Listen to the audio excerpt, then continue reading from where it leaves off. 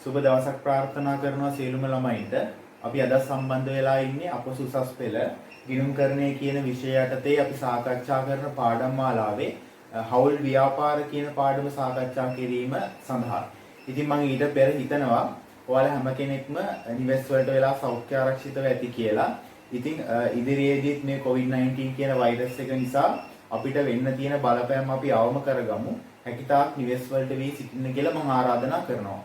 ඒ වගේම මෙවර අපොසු උසස් පෙළ විභාගයේ සඳහා රජය විසින් නිවේදනය කරලා තියෙන විදිහට අගෝස්තු මාසයේ පැවැත්වීමට තමයි ඔවුන්ගේ සියලුම වැඩ කටයුතු සකස් කරලා තියෙන්නේ.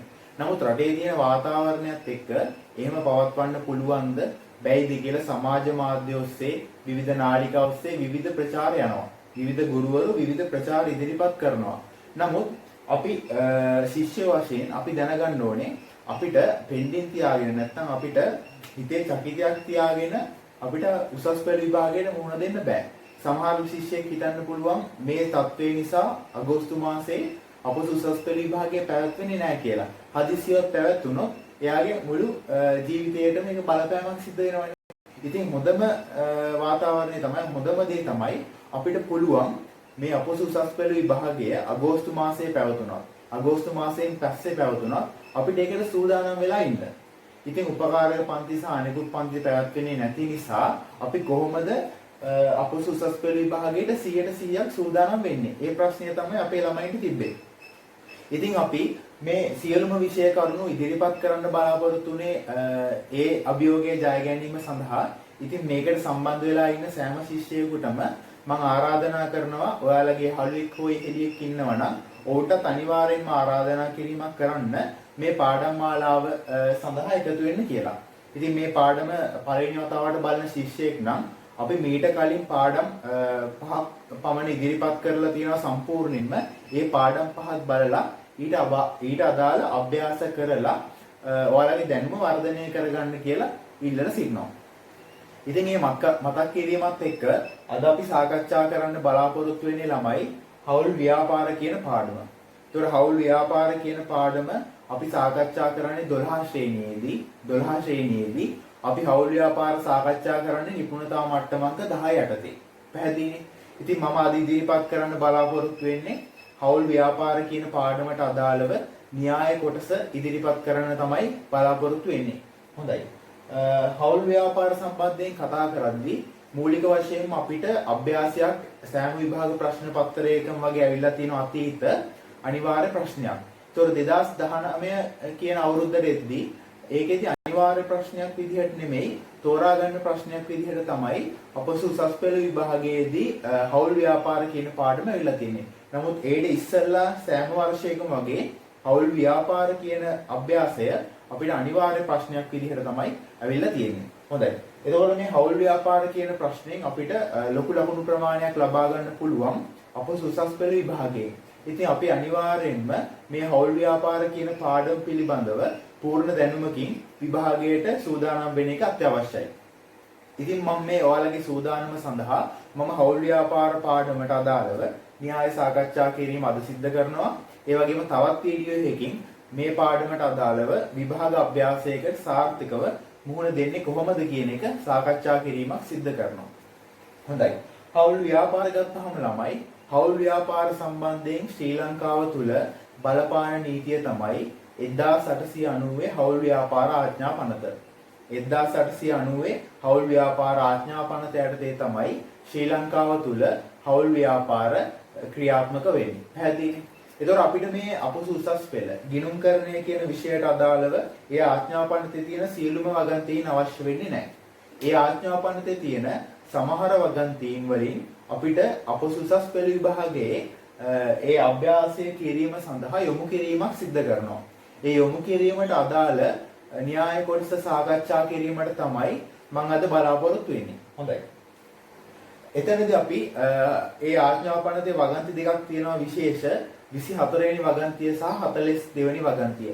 ඒ කියන්නේ හවුල් ව්‍යාපාර ආඥා පනතේ 1890 24 වෙනි වගන්තිය සහ 42 වෙනි වගන්තිය කියන වගන්ති දෙක අපිට ඉතාමත් සුවිශේෂී ගිණුම්කරණය සඳහා. පැහැදිලිනේ?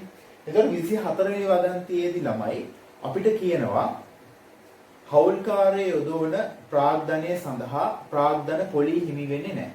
සාමාන්‍යයෙන් හවුල් ව්‍යාපාරයක අපි දන්නවා හවුල්කරුවන්ගේ වර්ෂයේ මුල ප්‍රාග්ධන ශේෂය මත ඒගොල්ලොන්ට ගෙවීමක් සිද්ධ කරනවා ප්‍රාග්ධන පොලී කියලා. පැහැදිලිනේ? එතකොට හවුල් ව්‍යාපාර ආඥාපනතේ තියෙන විදිහට කියන්නේ 24 වෙනි වගන්තියේ හවුල් ව්‍යාපාර ආඥාපනතේ 24 වෙනි වගන්තියේ තියෙන විදිහට හවුල් කරුවන්ට ප්‍රාග්ධන පොලී හම්බ වෙන්නේ නැහැ. පැහැදිලිනේ? එතකොට ඒ වගේම 24 වෙනි වගන්තියේ තියෙන කරුණක් තමයි හවුල් වේතන සම්බන්ධයෙන්. හවුල්කාරයෙක් කිසියම් හවුල්කාරයෙක් ව්‍යාපාරයේ රැකියාව විදිහට කරනවා නම් උදාහරණයක් විදිහට කිසියම් හවුල්කාරයෙක් ව්‍යාපාරය ඇවිල්ලා වැඩ කරනවා. පැහැදිලිනේ? එතකොට මේ වැඩ කරන සේවකයන්ට අදාළව ගෙවන වැටුප්වලට නැත්නම් ගෙවන දීමනාවට අපි කියනවා හවුල් වේතන. එතකොට 1890 හවුල් ව්‍යාපාර ආඥාපනතේ 24 වෙනි වගන්තියට අනුව හවුල්කාරයෝ ව්‍යාපාරයේ වැඩ කරාට ඒගොල්ලන්ට වේතනයක් හම්බෙන්නේ නැහැ. ඒ කියන්නේ හවුල් වේතන හිමි නොවේ. පැහැදිලිනේ? ඒ වගේම තමයි ලාභ කොටස් සම්බන්ධයෙන්ුත් 1890 හවුල් ව්‍යාපාර ආඥාපනතේ 24 වෙනි වගන්තියේදී සාකච්ඡා කිරීමක් සිද්ධ කරනවා. එතනදී අපිට කියනවා ලාභ කොටස් බෙදා ගන්න ඕනේ හැම හවුල්කාරයෙක්ම සමසමව. සෑම හවුල්කාරයෙක්ම ලාභ කොටස් බෙදා ගැනීමේදී සමසමව තමයි ලාභ කොටස් බෙදා ගන්න ඕනේ. එහෙනම් පැහැදිලි හවුල් ව්‍යාපාර ආඥාපනතේ 24 වෙනි වගන්තියේ කියන ප්‍රධාන කරුණු තුනක්. මේ කරුණු තුන අපිට ඉතාමත් අත්‍යවශ්‍ය වෙනවා ගිණුම්කරණය කරද්දී. පැහැදිලිනේ? එතනදී කියනවා හවුල්කාරයන් සඳහා වේතන හිමි නොවේ. හවුල්කරුවන්ගේ ප්‍රාග්ධනය මත පොලියක් හිමි වෙන්නේ නැහැ. ඒ වගේම හවුල්කරුවන් ලාභ බෙදා ගන්න ඕනේ සමසමව. ඒ කරුණු තුන ගැන විශේෂ අවධානයක් දෙනවා. පැහැදිලිනේ? ඊට පස්සේ අපිට තවත් අත්‍යවශ්‍ය නැත්නම් තවත් වැදගත් වගන්තියක් තමයි හවුල් ව්‍යාපාර ආඥාපනතේ 42 වෙනි වගන්තිය. හවුල් ව්‍යාපාර ආඥාපනතේ 42 වෙනි වගන්තියෙන් අපිට කියනවා කිසියම් හවුල්කාරයෙක් ණයක් සපයලා තියෙනවා නම් නැත්නම් කිසියම් හවුල්කාරයෙක් ව්‍යාපාරයෙන් විශ්‍රාම ගියයින් පස්සේ විශ්‍රාම ගියයින් පස්සේ හුට ගෙවන්න තියෙන කොටසක් තියෙනවනේ ව්‍යාපාරයෙන්. ඒ හුට ගෙවන්න තියෙන කොටස ව්‍යාපාරයේ ණයක් විදිහට සපයලා තියෙනවා නම් ඒ සඳහා අපි අවම වශයෙන් 5% පොලියක්වත් ගෙවන්න ඕනේ. එතකොට පැහැදිලි හවුල් වේතන නැහැ, ප්‍රාග්ධන පොලී නැහැ, ලාභ කොටස් සමසමව බෙදා ගන්න ඕනේ 24 වෙනි වගන්තියට අනුව 42 වෙනි වගන්තියට අනුව කිසියම් හවුල්කාරයෙක් ව්‍යාපාරයට ණයක් සපයලා තියෙනවා නම් නැත්නම් කිසියම් හවුල්කාරයෙක් විශ්‍රාම ගියයින් පස්සේ ඔහු විශ්‍රාම ගියයින් පස්සේ ඒක ණයක් විදියට සපයලා තියෙනවා නම් ඒ සඳහා අවම වශයෙන් 5%කවත් පොලියක් ගෙවීමක් සිදු කරන්න ඕනේ. පැහැදිලි?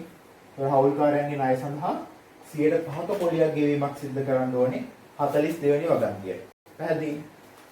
එතකොට ළමයි අපි හවුල් ව්‍යාපාර අභ්‍යාසයක් සාකච්ඡා කරද්දී අපිට දෙනවා හවුල් ගිවිසුමක් කියලා එකක්.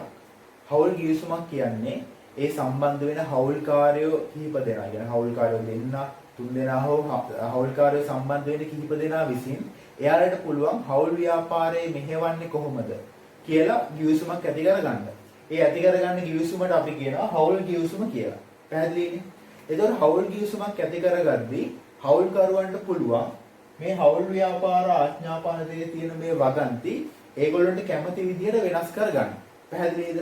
උදාහරණයක් විදිහට අපි හිතමු A සහ B හවුල්කාරයෝ දෙන්නෙක් ඉන්නවා. A සහ B කියන හවුල්කාරයෝ දෙන්නා හවුල් ගිවිසුමක් පිළියෙල කරන්න යන්නේ. එතකොට හවුල් ගිවිසුම පිළියෙල කරද්දී එයාලට පුළුවන් හවුල් වේතනයක් ගෙවීමට අවශ්‍ය නම්, ඒ කියන්නේ හවුල්කාරයන්ට හවුල් වේතනයක් ගෙවීමට අවශ්‍ය නම් A සහ B කියන පුද්ගලයාට පුළුවන් හවුල් ගිවිසුමේ හවුල් වේතනයක් ගෙවනවා කියලා වගන්තියක් ඇති කරගන්න. පැහැදිලිද? ආඥාපනතේ හවුල් වේතන සඳහා ප්‍රතිපාදනයක් කරන්න බැරි වුණත් හවුල්කාරයෝ කැමති නම්, ඒ කියන්නේ ව්‍යාපාරයේ පටන් ගන්න හවුල්කාරයෝ කැමති නම් ඔවුන්ට පුළුවන් හවුල් ගිවිසුමේ ඇතුළත් කරන්න හවුල් වේතනයක් හම්බෙනවා කියලා ඒකේ අගයත් එක්ක. පැහැදිලිද?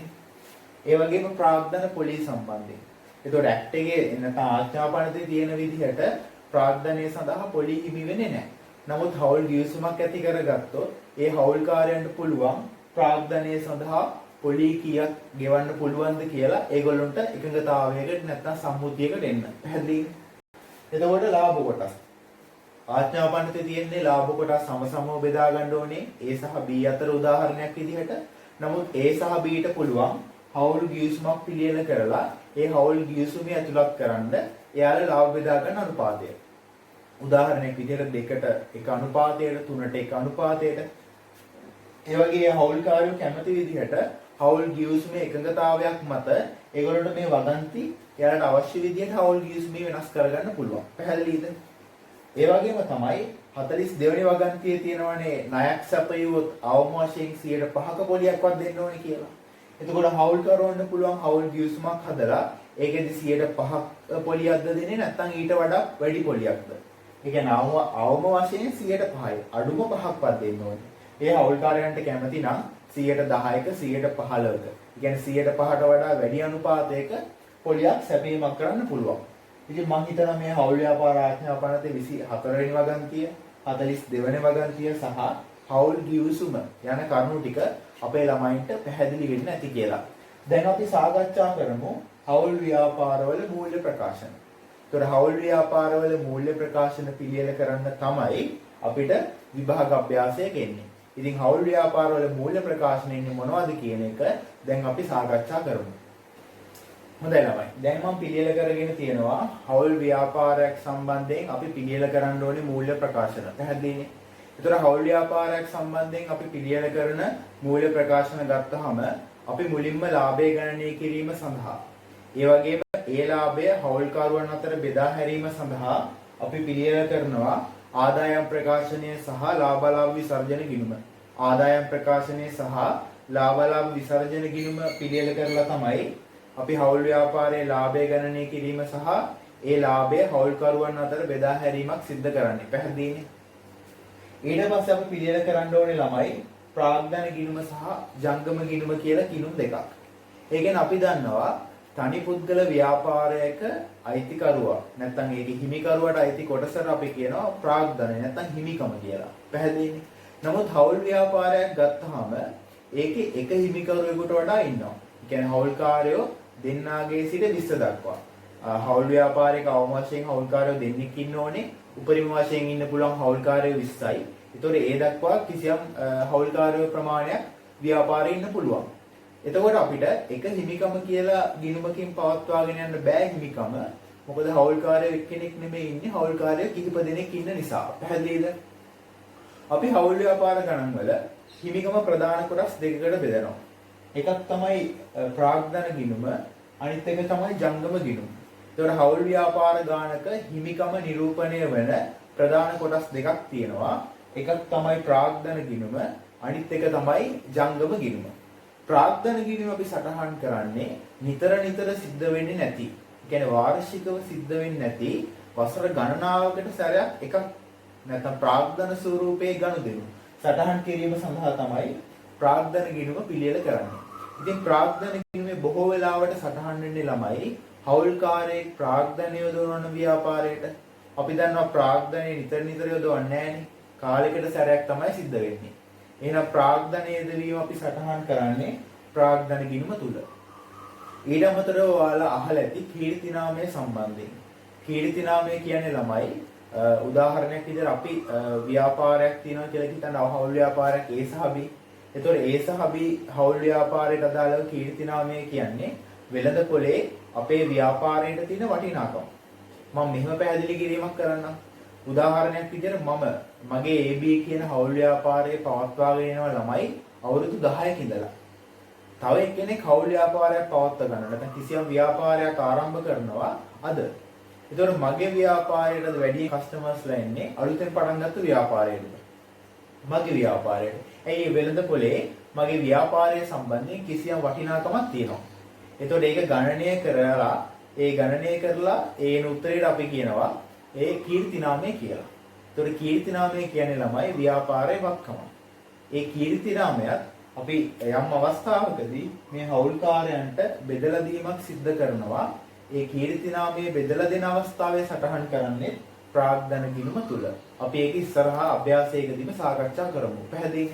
හොඳයි. එතකොට ප්‍රාග්ධන ගිණුම සටහන් වෙන්න පුළුවන් වෙන්නේ අමතර ප්‍රාග්ධන යෙදවීම සහ කීර්තිනාමය වගේ ගනුදෙනු. පැහැදිලිද? එතකොට එහෙනම් හවුල්කරුවන්ගේ හිමිකම නිරූපණය වන ප්‍රධානම ගිණුම තමයි ප්‍රාග්ධන ගිණුම.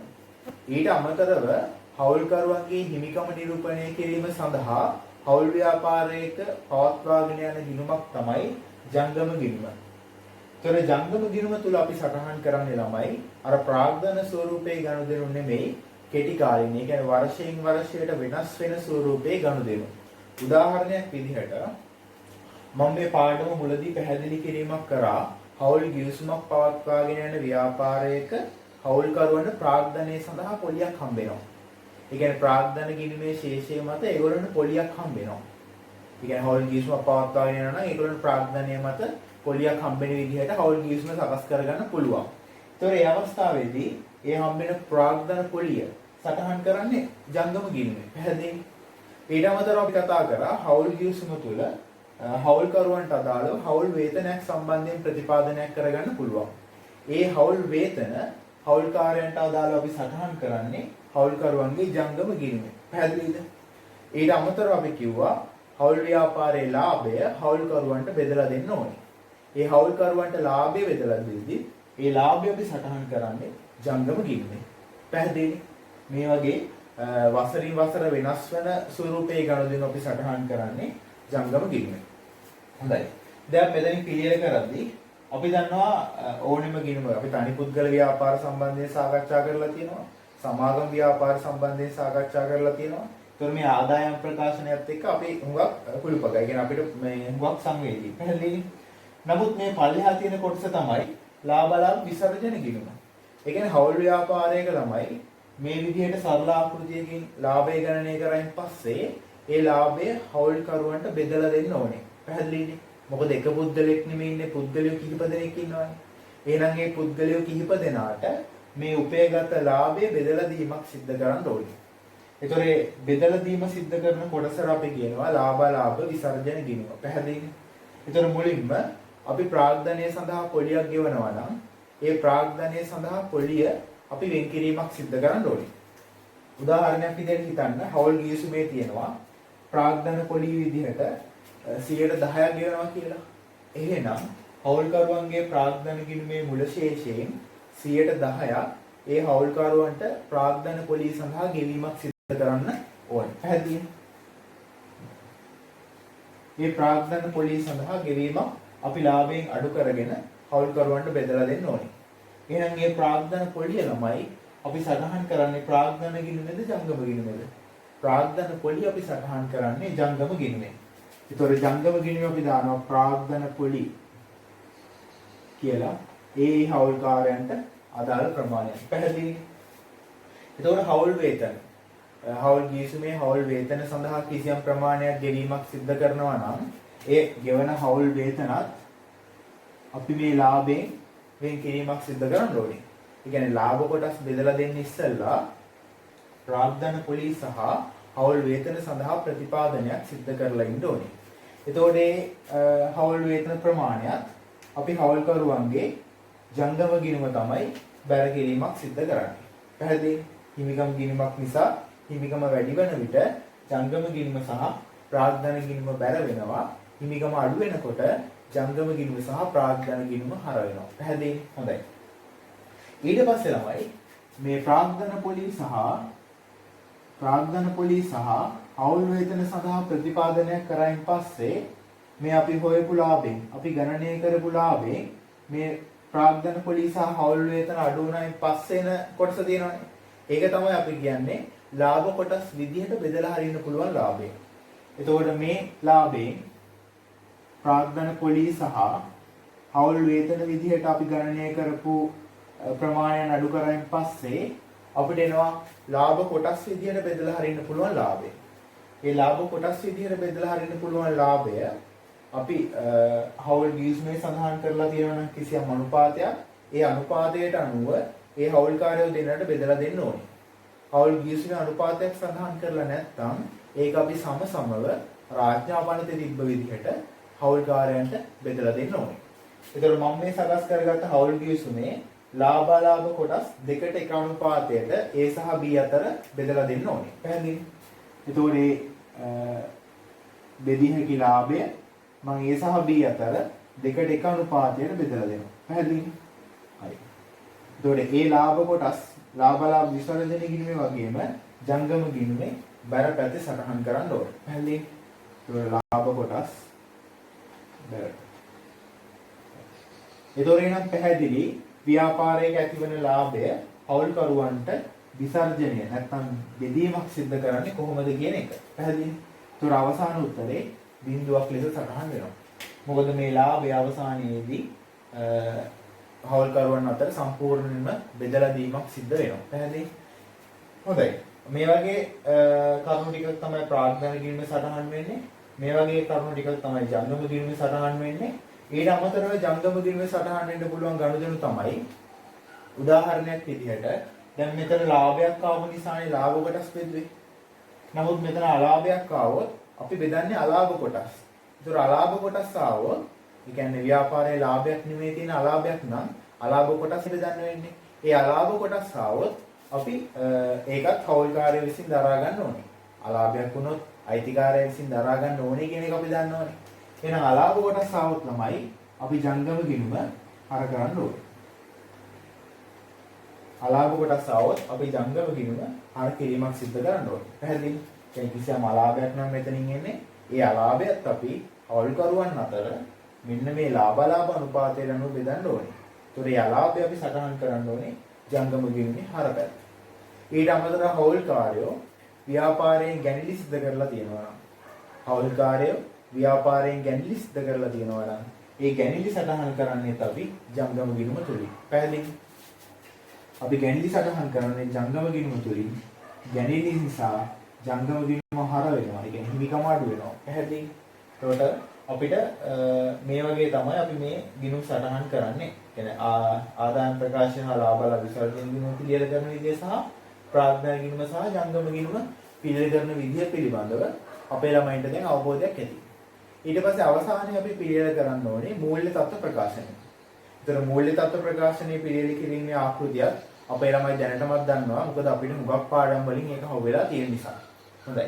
එතකොට අපි මේ සාකච්ඡා කරපු ටිකත් එක්ක අපි මේ සාකච්ඡා කරපු න්‍යාය කොටසත් එක්ක අපි ඊළඟ වීඩියෝ එකේදී හවුල් ව්‍යාපාර සම්බන්ධයෙන් විභාග ප්‍රශ්නයක් සාකච්ඡා කිරීමට යොමු වෙමු. ඉතින් මේ කරුණු සියල්ලම අවබෝධ කරගෙන ඉන්න අපි ඒ පාඩමත් එක්ක සම්බන්ධ වෙමු ඉස්සරහට.